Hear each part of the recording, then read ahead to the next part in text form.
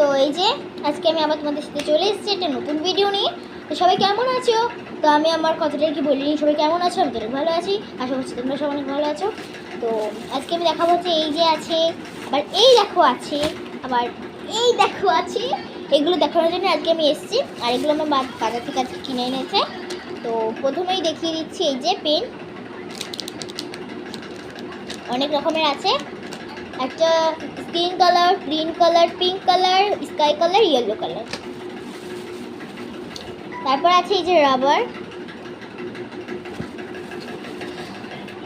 এই দেখো কাটার, আর এই দেখতে পাচ্ছি এই দেখো দুটো পেন্সিল। এগুলো সব আমার পরীক্ষার জন্য। এবার আমি দেখিয়ে দেবো যে গার্ডার, এগুলো সব গার্ডার। এই দেখো প্রথমে দেখিয়ে দিচ্ছি, দেখো 6টা গার্ডার আছে।